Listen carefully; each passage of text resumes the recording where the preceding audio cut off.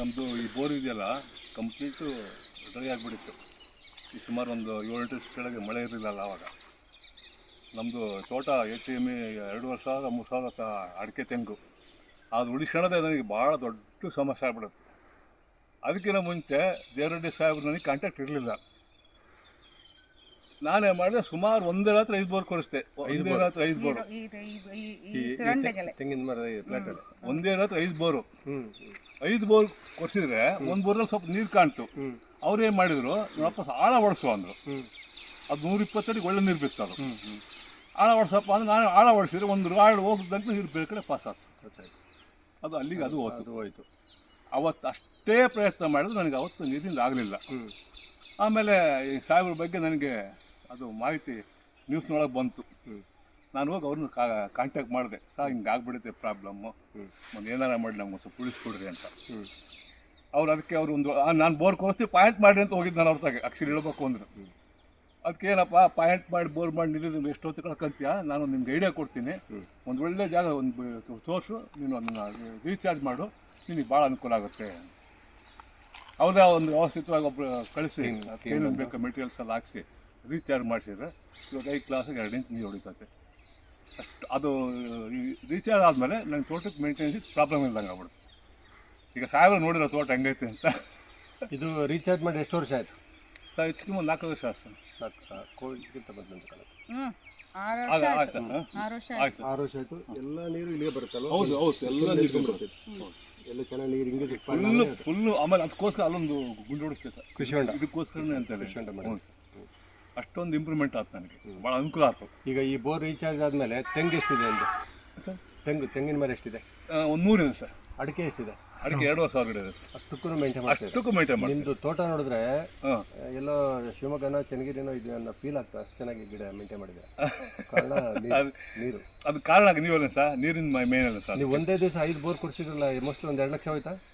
ಅವ್ರು ಸ್ವಲ್ಪ ಕಡಿಮೆ ಬಚಾವಲ್ಲ. ಇವತ್ತಿನ ಲೆಕ್ಕ ಆದರೆ ಭಾಳ ಕಷ್ಟ ಆಗುತ್ತೆ. ಒಂದು 2 ಲಕ್ಷದ ಮೇಲೆ ಹೋದ್ ಸರ್. ಬೇಜಾರು ಆಗಿದೆ. ಹೌದು. ಅಲ್ಲೊಂದು ಹಂಗೆ ಮುಚ್ಚಿಸ್ತದೆ ಅಲ್ಲೂ ಸರ್, ಅಲ್ಲೊಂದು. ಆಮೇಲೆ ಏನು ಮಾಡಿದೆ, ಇದನ್ನು ರೀಬೋರ್ ಮಾಡಿಸ್ಬಿಟ್ಟೆ. ನೀವು ರೀಚಾರ್ಜ್ ಮಾಡಿಸಿರಲ್ಲ, 1 ಡಬಲ್ ಆಗ್ಬಿಡ್ತದೆ ನೀರು. ಅದು ಒಂದು ಭಾಳ ಹೆಲ್ಪ್ ಆಯ್ತು. ಅದು ಭಾಳ ಇದ ಸರ್. ಆಮೇಲೆ ಚೆನ್ನಾಗಿ ಬರುತ್ತೆ. ಹೇಳಿದ್ರಲ್ಲ ಸಾಹೇಬ್ರದ ಒಂದು ಟೆಕ್ನಿಕಲ್ ಏನು ಅಡ್ವೈಸ್ ಮಾಡಿರಲ್ಲ, ಆ ಕರೆಕ್ಟ್ ಫಾಲೋ ಅಪ್ ಮಾಡಿದ್ದು ನನಗೆ ಭಾಳ ಸಕ್ಸಸ್ ಆಗ್ತದೆ. ಅಲ್ಲಂದ್ರೆ ಇದೊಂದು 4-5 ಗಂಟೆ ಬೇಸಿಗೆಯಲ್ಲಿ ಹೊಡೆಯುತ್ತೆ. 4-5 ಕಂಟಿನ್ಯೂಸ್ ಹೊಡಿಸಿ. ಗ್ಯಾಪ್ ಇಲ್ದಂಗೆ ಬರ್ತಾ ಇದೆ. ಗ್ಯಾಪೇ ಕೊಡಲ್ಲ. ಈಗ 5 ವರ್ಷದಿಂದ ನಿಮ್ಗೆ ನೀರಿನ ತೊಂದರೆನೇ ಆಗಿಲ್ಲ ಸರ್. ಇಲ್ಲಿ ಇಂಪ್ರೂವ್ ಭಾಳ ಚೆನ್ನಾಗಿ ಬರುತ್ತೆ ನೋಡಿ. ಇಲ್ಲಿ ಹತ್ತತ್ತರದಲ್ಲಿ ಬೋರ್ಗಳು ಫೇಲ್ ಆಗಿದ್ದಾವೆ. ನಿಮಗೆ ಇದಾಗಿರೋದು ನಿಮ್ಮ ಹೊಲಕ್ಕೆ ಬೇರೆ ಜಮೀನು ನೀರೆಲ್ಲ ಬರುತ್ತೆ. ಹೌದು ಸರ್, ಹಂಗೆ ಬರುತ್ತೆ. ನಿಂತು ಬಿಡುತ್ತೆ ಅಂದ್ರೆ ನೋಡಿ ಸರ್, ಹೆಚ್ಚು ಕಮ್ಮಿ ಇಲ್ಲಿ ನಿಂತದ ನೀರು ಆ ಕಡೆ ಬರೀತಂಗೆ ಕೊಡಿ ಸರ್. ಅಲ್ಲಿವರೆಗೂ ಕೃಷಿ ಹೊಂಡ ಫುಲ್ ಆಗ್ಬಿಡುತ್ತೆ ಸರ್. 2 ಸಮ ಆಗ್ಬಿಡ್ತಾವೆ. ಈ ವರ್ಷ ಎಷ್ಟು ಸರಿ ತುಂಬಿತ್ತು? ಒಂದು ಸರಿ ಅಷ್ಟೇ. 1 ಸರಿ 2 ಸರಿ ತುಂಬ ಸರ್. 2 ಸರಿ ಅಷ್ಟು ಚೆನ್ನಾಗಿ ಸಾಹೇಬ್ರು ಮಾಡಿದ್ರೆ ನನಗೆ ಸಕ್ಸಸ್ ಆಗ್ತದೆ ನೋಡಿ. ಓಕೆ. ಈಗ ಅದಕ್ಕೆ ಯಾವಾಗಲೂ ಅವ್ರು ನನ್ನ ಶೆಡ್ ಇರ್ತೀವಿ ನಾವು ಮರೆಯಂಗಿಲ್ಲ ಅವ್ರನ್ನ. ಮಾಡೋಣ ಅಂತಂದೆ ಅಲ್ಲೊಂದು ಬೋರ್ ಕೊರ್ಸಿದೀವಲ್ಲ, ಅದನ್ನ ನೋಡೋಣ ರೀಚಾರ್ಜ್ ಮಾಡ್ಸೋಣ ಮಟ್ಟಣ ಅಂತ. ಎಷ್ಟು 350 ಎಷ್ಟು ಹೋದ್ರಲ್ವಾ? 480. ಅದು 1-1.5 ಇಂಚ್ ಬಿತ್ತು. ಅದು ಈ ಗ್ಯಾಪ್ ಬರ್ತಾ ಇತ್ತಲ್ಲ, 30 ನಿಮಿಷ ಬರ್ತಾ ಇತ್ತು. ಹೌದು, 30 ನಿಮಿಷ ಬರುತ್ತೆ. ಒಂದು 20-25 ನಿಮಿಷ ಫುಲ್ ಬರುತ್ತೆ ಸರ್. ಆಮೇಲೆ ಕಡಿಮೆ ಆಗುತ್ತೆ, ಗ್ಯಾಪ್ ಬರುತ್ತೆ. ಅದಕ್ಕೊಂದು ನೀವು ರೀಚಾರ್ಜ್ ಮಾಡ್ಕೊಂಡು ನೀವೇನೀಗ ಪಶು ಸಂಗೋಪನೆಗೆ ಶೆಡ್ ಎಲ್ಲ ಮಾಡ್ತಿರಲ್ಲ, ಎಲ್ಲ ಚಾವಣಿ ನೀರು ತಗೊಂಡು ಅಲ್ಲಿಗೆ ಎಲ್ಲ ಬಿಲ್ಡಿಂಗ್ ಮೇಲೆ ಬಿದ್ದಿದ್ದ ನೀರೆಲ್ಲ ಸೀದಾ ಅದೊಂದು ಹೆಲ್ಪ್ ಆಗ್ತದೆ. ಸರಿ. ಮತ್ತೆ ಹಸುಗಳಿಗೂ ನಿಮ್ಮಲ್ಲಿ ಹಿಡಿದು ನಿಮ್ಮಲ್ಲಿ ಬೋರ್ಗಳಲ್ಲಿ ಈ ಬೋರ್ಲ್ ನೋಡಿ ಫ್ಲೋರೈಡ್ ಇಲ್ಲ, ಬೆಳ್ಳಗಾಗ್ತಿತ್ತು. ಆ ಬೋರಲ್ಲಿ ಸ್ಕೇಲಿಂಗ್ ಇದೆ, ಸಣ್ಣ ಡಿಫ್ರೆನ್ಸ್. ರೀಚಾರ್ಜ್ ಮಾಡೋದ್ರಿಂದ ನಿಮ್ಮ ಈ ಬೋರಲ್ಲಿ ಫ್ಲೋರೈಡ್ ಅಂಶ ಕಮ್ಮಿ ಆಗಿದೆ. ಇಲ್ವೇ ಇಲ್ಲ ಅಂತ ಹೇಳ್ಬೋದು. ಆ ಬೋರ್ಗಳಲ್ಲಿ ಇದೆ ಬೆಳ್ಳ ಮಜ್ಜಿಗೆ ಥರ. ಹಾಗಾಗಿ ನೀವು ಹಸುಗಳು ಕೂಡ ಅದು ಭಾಳ ಇಂಪಾರ್ಟೆಂಟ್. ಹಾಗಾಗಿ ನೀವು ರೀಚಾರ್ಜ್ ಮಾಡ್ಕೊಂಡು ಹೆಲ್ಪ್ ಮಾಡ್ಕೋಬೋದು. ಈ ಬೋರ್ ಮಾಡ್ಕೊಂಡು ಭಾಳ ಸಿಗ್ನಲ್ ಇದೆ, ತುಂಬ ಅನುಕೂಲ ಆಗುತ್ತೆ. ಈಗ ನೀವು ಇದೆಲ್ಲ ರೀಚಾರ್ಜ್ ಎಲ್ಲ ಮಾಡಿ ಆದಮೇಲೆ ನಿಮ್ಗೊಂದು ಖುಷಿ ಇದೆ. ಬೇರೆ ರೈತರಿಗೆ ಏನು ಹೇಳಕ್ಕೆ ಇಷ್ಟಪಡ್ತೀರಾ? ಅದೇ, ಈಗ ಸುಮ್ಮನೆ ಮನಸ್ಸು ತಿಳ್ದಂಗೆ ಬೋರ್ ಕೊಡ್ಕೊಂಡು ಅನ್ಯಾಯ ಮಾಡ್ಕೊಳಕ್ಕಿಂತ ಇರೋ ಬೋರ್ನಲ್ಲಿ ಇಂಪ್ರೂವ್ಮೆಂಟ್ ಮಾಡ್ಕೊಳಕ್ಕೆ ನಮ್ಮ ದೇವರಾಜ್ ಸಾಹೇಬ್ರದ್ದು ಒಂದು ಗೈಡೆನ್ಸ್ ತಗೊಂಡು ಅದಕ್ಕಾಕ ಕಡಿಮೆ ಬಂಡವಾಳದಲ್ಲಿ ಮಾಡ್ಕೋಬೋದು ಅದನ್ನು. ಅದಕ್ಕೆ ಈಗ ನಾವು ಒಂದು ಬೋರ್ ಹಾಕ್ತಂದ್ರೆ 2 ಲಕ್ಷ ಬೇಕು ಇವತ್ತು. ಅದಕ್ಕಿಂತ ಇಂಪಾರ್ಟೆಂಟ್ ಏನು ಅಂದರೆ ಇರೋ ಬೋರಲ್ಲೇ ಅನುಕೂಲ ಮಾಡ್ಕೊಂಡು ರೀಚಾರ್ಜ್ ಮಾಡ್ಕೊಂಡ್ರೆ ಅವ್ರಿಗೆ ದುಡ್ಡು ಉಳಿಯುತ್ತೆ, ಅವ್ರ ಸಮಯನೂ ಉಳಿಯುತ್ತೆ, ಕೆಲಸನೂ ಸಕ್ಸಸ್ ಆಗುತ್ತೆ. ಇದನ್ನು ದಯವಿಟ್ಟು ರೈತ ಬಾಂಧವರು ಇದನ್ನ ಅರ್ಥ ಮಾಡ್ಕೋಬೇಕು. ಇದನ್ನು ದುಡ್ಡು ಐತೆ ಬಿಡುತ್ತೆ ಬೋರ್, ಅದರಿಂದ ಏನೂ ಉಪಯೋಗ ಇಲ್ಲ ಸರ್. ಅದಂತೂ ಯಾವುದೇ ಅನುಭವ ಆಗಿದೆ. ಅದು ಯಾವುದೇ ಕಾರಣಕ್ಕೂ ಉಪಯೋಗ ಆಗಲ್ಲ ಸರ್. ಈಗ ಆ ಥರ ಯಾಕೆ ಒಂದೇ ದಿವಸ 5 ಬೋರ್ ಕೊರೆಸ್ಬೇಕು ಅಂತ ಒಂಥರ ನೀರು ಬರೋರು ಗಾಬ್ರಿ ಸರ್, ಅಲ್ಲಿ ಗಿಡ ತೋಟಕ್ಕೆ ನಿಂತ್ವಲ್ಲ ಸರ್, ಮತ್ತೆ ಈಗ ಕೈ ಬಂದು ಹೋಗ್ಬಿಡುತ್ತೆ ಸರ್. ಹೋಗುತ್ತೆ. ಚಳಿ ಆದ್ರೇನು ಮಳೆ ಆದ್ರೇನು ಬಿದ್ದುಬಿಟ್ಟು 5 ಬೋರ್ ಒಂದೇ ರಾತ್ರಿ. ಅದೆಲ್ಲ ಕೊರ್ಸೆಲ್ಲ ಆದ್ಮೇಲೆ ನಿಮ್ಮ ಎಲ್ಲ ಆದ್ಮೇಲೆ ಸಾಹೇಬ್ರು ನಮ್ಮ ಗಮನ ಟಿವಿಯಲ್ಲಿ ಬಂತು. ಅವ್ರಿಗಾದ್ರೂ ನಾವು ಪಾಯಿಂಟ್ ಮಾಡೋಂತಲ್ಲ ಹೋಗಿದ್ದು ನಾನು ಅವ್ರ ಹತ್ರ.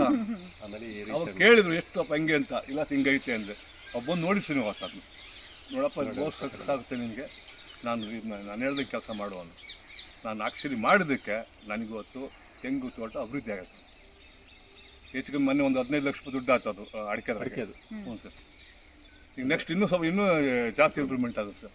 ಇಲ್ಲ, ತೋಟ ಮಾತ್ರ ನೀವು ಭಾಳ ಚೆನ್ನಾಗಿ ಮೇಂಟೈನ್ ಮಾಡ್ತೀರಿ. ನೀರಿನ ವಿಷಯದಲ್ಲಿ ಸಫಿಷಿಯಂಟ್ ನೀರು ಕೊಡ್ತಾ ಇರೋದು ಒಳ್ಳೆ ಕೆಲಸ ಆಗಿದೆ. ಈಗ ಈ ವಿಷಯಗಳೆಲ್ಲ ಹಂಚ್ಕೊಂಡಾದ್ಮೇಲೆ ಈಗ 1,66,000 ಜನ ಸಬ್ಸ್ಕ್ರೈಬರ್ಸ್ ಇದ್ದಾರೆ. 10 ಜನಗಳು ಈ ವಿಡಿಯೋ ನೋಡ್ತಾರೆ. ಈಗ ನಿಮ್ಮನ್ನ ಸಂಪರ್ಕ ಮಾಡಬೇಕು, ಯಾಕಂದ್ರೆ ನೀವು PWD ಇಲಾಖೆ ರಿಟೈರ್ಡ್ ರಿಟೈರ್ಡ್ ಆಗಿದ್ದೀನಿ. 1920 ರಿಟೈರ್ಡ್ ಆಗಿದ್ದೀನಿ ನಾನು ರಿಟೈರ್ಡ್ ಆದಮೇಲೆ ನಾನು ಈ ತೋಟದ ಬಗ್ಗೆ ಆ್ಯಕ್ಚುಲಿ ನಾನು ಆಫೀಸಲ್ಲಿ ಇದ್ದಂತೆ ತೋಟ ಮಾಡ್ಕೊಂಡೆ. ತೋಟ ಮಾಡಿದ್ರು ಭಾಳ ಅವ್ರಿಗೆ ಇನ್ನೊಂದು ಸರ್ ನನಗೆ ಯಾವುದು ತಲುಪಿಲ್ಲಲ್ಲ ಸರ್. ಹಂಗಾಗ್ಬಿಟ್ಟು ಇದು ಹೆಂಗೆ ಕಳಿಬೇಕು ಕಾಲನ. ಆಮೇಲೆ ಆಸ್ತಿ ಜಮೀನು ತೋಟ ಮನೆ ಅಲ್ಲಿದ್ದಂತೆ ಮಾಡಿಬಿಟ್ಟೆ ಸರ್ ನಾನು. ಹೆಚ್ಚು ಕಮ್ಮಿ ಇನ್ನೊಂದು 7-8 ವರ್ಷ ಐತಿ ರಿಟೈರ್ಡ್ ಆಗೋದು ಅಂದರೆ ಅಷ್ಟೊಳಗೆ ರೆಡಿ ಮಾಡ್ಕೊಂಬಿಟ್ಟೆ. ಅದಕ್ಕೆ ನಾನು ಒಂದು ಕೊನೆ ಮಾತು ಏನು ಹೇಳ್ತೀನಿ ಅಂದರೆ, ರೈತ ಬಾಂಧವರು ಯಾವುದೇ ಕಾರಣಕ್ಕೂ ಎದುರ್ದಂಗೆ ಈಗ ನಮ್ಮ ಅದೇ ರೀತಿಗಳ ಮೊದಲಲ್ಲ ಅಂತ ಲಾ ಟೈಪು ಇದ್ದಾರೆ. ಇದು ಎಂಥ ಒಂದು ಸಜೆಷನ್ ಅವ್ರು ಕೊಡ್ತಾರೆ. ಒಂದು ಆತ್ಮವಿಶ್ವಾಸ ನಮ್ಮಲ್ಲಿ ಅವ್ರು ಬೆಳೆಸ್ತಾರೆ. ಅದನ್ನು ಪ್ರತಿಯೊಬ್ಬ ರೈತ ಬಾಂಧವರು ಸದುಪಯೋಗ ಪಡಿಸಬೇಕು ಅಂತ ನಾನು ಕೊನೆಯದಾಗಿ ಮಾತಾಡ್ತೀನಿ ಸರ್. ನಿಮ್ಮ ಮಾತು ಕೇಳಿದ ಮೇಲೆ ನಿಮ್ಮನ್ನು ಸಂಪರ್ಕ ಮಾಡ್ಬೇಕಂತಾರೆ. ಫೋನ್ ನಂಬರ್ ಸ್ವಲ್ಪ ಹಂಚ್ಕೊಂಬಿಡಿ. ಕೊಡಿ ಸರ್. ಕೊಡಿ ಹೇಳಿ, ನೀವು ಹೇಳಿ. 9632766564.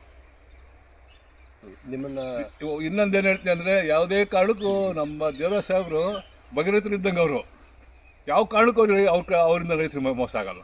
ಅದಕ್ಕೆ ನಾನೇ ಪ್ರತ್ಯಕ್ಷ ಉದಾಹರಣೆ. ನಿಮ್ಮನ್ನ ಸಂಪರ್ಕ ಮಾಡ್ಬೇಕಂದ್ರೆ ಟೈಮಿಂಗ್ ಏನು ಹೇಳ್ತೀರಾ? ಯಾವ ಬೇಕಾದ್ರೆ ಯಾವಾಗ ಮಾಡ್ಬೋದು, ಹಂಗೆ ತೊಂದರೆ ಇಲ್ಲ. ನಮ್ಮ ಯಾವ ಟೈಮಲ್ಲಾದ್ರೂ ಮಾಡ್ಬೋದು. ರಾತ್ರಿ 12 ಗಂಟೆ ಯಾರು ಮಾಡಲ್ಲ ಸರ್. ನಿಮ್ಮದು ಜಮೀನು ಎಲ್ಲಿದೆ ಅನ್ನೋದೊಂದು ಅಡ್ರೆಸ್ ಹೇಳ್ಬಿಡಿ ಸರ್. ನಮ್ಮ ಜಮೀನು ಇದು ಗುಂಡೇರಿ ಕಾವಲು, ಒಳಕೆರೆ ಕಸ್ಬಾ. ಅಂದರೆ ಹೊಳಲ್ಕೆರೆ ಟೌನಿಂದ ಎಷ್ಟು ದೂರ? ಒಂದು 2.5 ಕಿಲೋಮೀಟರ್ ಆಗುತ್ತೆ. ಇಲ್ಲ, ಪಕ್ಕದಲ್ಲೇ 2.5 ಕಿಲೋಮೀಟರ್ ಆಗುತ್ತೆ. ಎಲ್ಲ ರಿಕ್ರಿಯೇಷನ್ ಹಾಲು ಅವೆಲ್ಲ ಓಕೆ. ಸಾಕಷ್ಟು ಮಾಹಿತಿ ಹಂಚ್ಕೊಂಡ್ರೆ ಧನ್ಯವಾದ, ನಮಸ್ಕಾರ. ನಾವು ಸಾಬ್ರಿ ಥ್ಯಾಂಕ್ಸ್ ಹೇಳ್ಬೇಕು, ಅವ್ರು ನಮ್ಗೆ ಹೇಳೋದಲ್ಲ. ಯಾಕೆಂದ್ರೆ ನಾವು ಇವತ್ತು ನಮ್ಮ ಬದುಕು ಹಸನಾಗೈತೆ ಅಂದರೆ ಅದು ಕಾರಣನೇ ಅವ್ರು. ಆಗಲಿ, ಅಲ್ಲೊಂದು ಶಿವಪುರಂಬ ಅದಕ್ಕೊಂದೇನೋ ಒಂದು ಮಾಡಿದ್ರು ಮಂತ್ರನ. ಅವ್ರು ಹೇಳ್ದಂಗೆ ಮಂತ್ರ ಮಾಡಿದಾಗ ಬಡಿತದೆ. ಹೆಂಗೆ ಹೊಡಿತದೆ ನೀರಿಗೆ? ಎಷ್ಟು ಬರುತ್ತೆ ನೀರು? ಅದು 2 ಇಂಚ್ ಬರ್ತೈತೆ. ಫುಲ್ ಬರುತ್ತಾ? ಈಗ ಕರೆಂಟ್ ಐತಿ? ಈಗ ಕರೆಂಟ್ ಆಯ್ತಾ? ಇಲ್ಲ, ನಾನು ಆಫ್ ಮಾಡಿದ್ದು ಮೋಟ್ರ್ಗಳೆಲ್ಲ. ಇಲ್ಲ, ಕರೆಂಟ್ ಬಂದಿಲ್ಲ. ತೋರ್ಸೋಣ ಸಾಹೇಬ್ರು ಅಂತ ಹೋಗಿದ್ದು ನಾನು. ಕರೆಂಟ್ ಈಗ ನೀರು ವಾರಕ್ಕೆ ಎಷ್ಟು ಸಾರಿ ಕೊಡ್ತೀರಾ? ವಾರಕ್ಕೆ ಒಂದು 2 ಪಟ್ಟು ಕೊಡ್ತೀನಿ. 2 ಸಾರಿ. 2 ಸಾರಿ. ಏನೋ ಸರ್, ಸ್ಟೆಪ್ ತೋಟ ಮಾತ್ರ ಭಾಳ ಚೆನ್ನಾಗಿ ಮೇಂಟೈನ್ ಮಾಡಿದ್ದೀರಾ. ಅಲ್ಲ, ಸ್ಟೆಪ್ ಬಿಡ್ಕೊಂಬರ್ತೀವಲ್ಲ, ಕರೆಕ್ಟ್ ಒಂದು ದಾರ ಬಿಡಿಸ್ ಕೊಡೋದಕ್ಕೆ.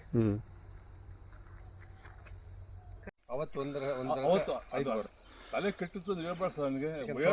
ತೋಟ ಚೆನ್ನಾಗಿ ನಾನು ಉಳಿದೈತು ಯಾವ್ದು ಅಂತ ಹೋಗ್ಬಿಡ ಸರ್. ಅಷ್ಟು ಟೆನ್ಷನ್ ಸರ್. ಅದು ಆಮೇಲೆ ಅಷ್ಟು ಏನು ಬಂತು ಫಲ ತಗೋಬೇಕು ಅನ್ನೋದ್ರೆ ಮೋಸ ಆಗ್ಬಿಡ್ತಾರೆ ಸರ್ ನನಗೆ. ಗಿಡ ಬೆಳೆ ಹೇಳಿದ ನಮಗೆ ಇದಿದ್ದ ನಮ್ಮ ಸಾಹೇಬರು ಭಗೀರಥ ಇದ್ದಂಗೆ. ಅದ್ರ ಬಗ್ಗೆ ನೋ ಡೌಟ್ ಹೇಳ್ಬೇಕು ಅಂದರೆ ಅದನ್ನು ಪ್ರತಿಯೊಬ್ಬ ರೈತರು ಅದನ್ನು ಯೂಸ್ ಮಾಡ್ಕೋಬೇಕು ಸಾಹೇಬನ್ನು. ಇದು ನಾನು ಈಗ ನಮ್ಮ ಈ ಬಹುತ್ಕವ್ರು ನಮ್ಗೆ ಎಷ್ಟು ಥರ ನನಗೆ ಐಡಿಯಾ ಕೊಟ್ರಿ. ಈಗ ಇದ್ರ ಬಗ್ಗೆ ನಾನು ತಲೆ ಕಿಶನ್ತೀಗ ನೀವು ಹೇಳ್ದಂಗೆಲ್ಲ. ಇದೊಂದಾದರೆ ಇದೊಂದು ಕೆರೆ ಮಾಡಿಕೊಂಡು, ಕೆರೆಯಲ್ಲಿ ಕಮ್ಮಿ ಅಂದರೆ ನಿಮ್ಗೊಂದು 30 ಲಕ್ಷ ಲೀಟರ್ ನೀರು ರೆಡಿ ಆಗುತ್ತೆ. ಬೇಸಿಗೆ 3 ತಿಂಗಳು ಬೇಸಿಗೆಗೆ ತಿಂಗಳ 10 ಲಕ್ಷ ಲೀಟರ್ ನೀರು ಖರ್ಚು ಮಾಡ್ಬೋದು. ಸರಿ ಸರಿ ಸರಿ. ಕರೆಂಟ್ ಹೋಗ್ಲಿ ಬಿಡ್ಲಿ, ನಿಮ್ಮ ರಿಸರ್ವಾಯರ್ ತುಂಬಿಟ್ರಿ. ಅದೇ ಅದೇ ಅದೇ ಕೆಲಸ.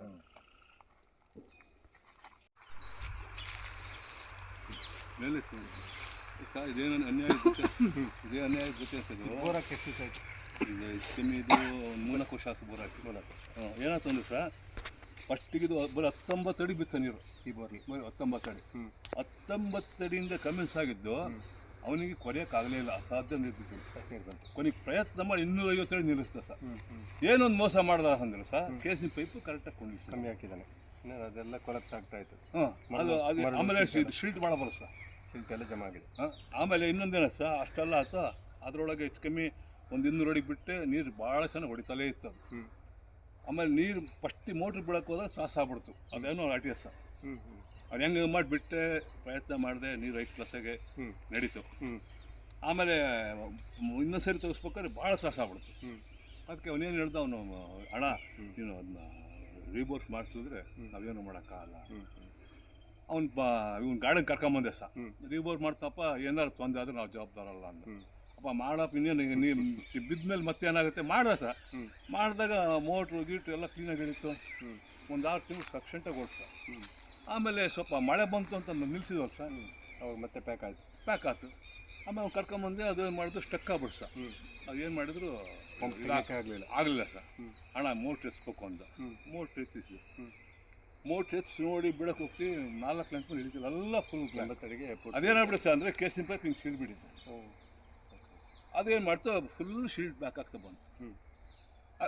ಅದಕ್ಕೆ ಏನಾಯ್ತು ಸರ್, ಈಗ ಮೊನ್ನೆ ಅವ್ನು ಕೀಳ್ಸನ ತೋದೆ ಕಟ್ ಮಾಡಿ ಹೊಸದಾಗಿ. ಇಲ್ಲ ಸರ್, ಅಲ್ಲ ಒಳಗೆ ಶೀಲ್ಡ್ ಬಿಡುತ್ತೆ, ಹೆಂಗೆ ಮಾಡ್ಬೇಕು ಸರ್? ಎಷ್ಟು ಪೈಪ್ ಇದು? ಆಳ ಹೆಚ್ಚು ಕಮ್ಮಿ ಒಂದು ಅದೇ 60-70 ಅಡಿ ಇದೆ. ಕೀಳಕ್ಕೆ ಬರ್ತಿಲ್ಲ ಸರ್. ನೀರು ಅಂದ್ರೆ ಇದು ಅಸಾಧ್ಯ ನೀರು. ಈ ಬೋರ್ನ ಟಚ್ ಮಾಡೋದು ಬೇಡ. ಈ ಬೋರ್ ಟಚ್ ಮಾಡಿದ್ರು ಕೇಸಿನ ಕೀಳಕ್ಕೆ ಬರಲ್ಲ. ಬೆಸ್ಟ್ ಅಂತಂದ್ರೆ ಈ ಬೋರ್ ಅದೇನಿದೆಯಲ್ಲ ಅಲ್ಲಿಗೆ ಕಟ್ ಮಾಡೋದು, ಕ್ಯಾಪ್ ಹಾಕೋದು, ಒಂದು ಅರ್ಧ ಅಡಿ ಅಲ್ಲಿ ಸಿಮೆಂಟ್ ಹಾಕಿ ಪ್ಯಾಕ್ ಮಾಡಿಬಿಡೋದು. ಪಕ್ಕದಲ್ಲೇ ಉತ್ತರ ಅಥವಾ ದಕ್ಷಿಣಕ್ಕೆ ಬೋರ್ ಹಾಕ್ತೀವಿ. ಈ ಬೋರ್ ಇದೆಯಲ್ಲ, ಸರಿ, ಇದೇ ಉತ್ತರ ಅಲ್ವಾ? ಈ ಕಡೆ ಇದು ಉತ್ತರ ಸರ್, ಇದು ನಾರ್ತ್ ಅಲ್ವಾ? ಇದು ಉತ್ತರ ಸರ್.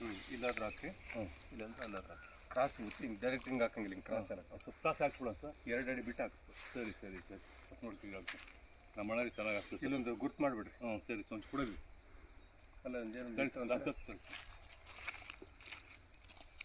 ನಿಮ್ಮ ಯಜಮಾನ್ ಭಾಳ ಕಷ್ಟ ಬಿದ್ದಿದ್ದ. ಒಂದೇ ದಿವಸ 5 ಬೋರ್ ಕೊಡ್ತೀರಂದ್ರೆ ಎಷ್ಟು ಧೈರ್ಯ ಆಯ್ತು ನಿಮಗೆ?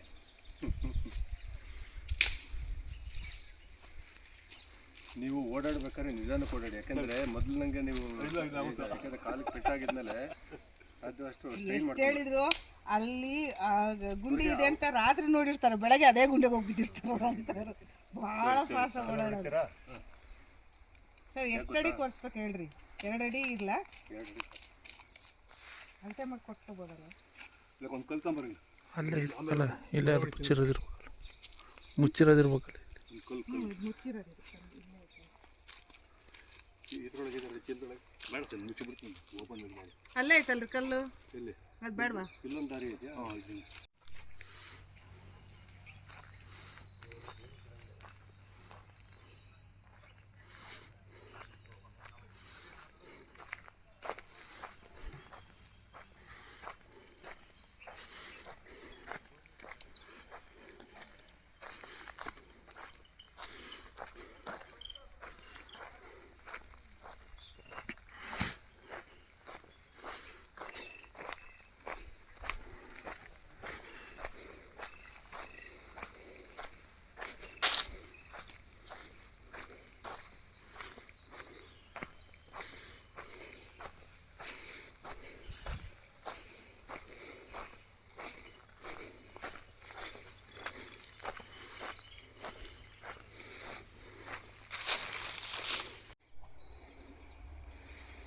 ಅದು ಸಣ್ಣದಾಗ್ಬೇಕು. ಇದು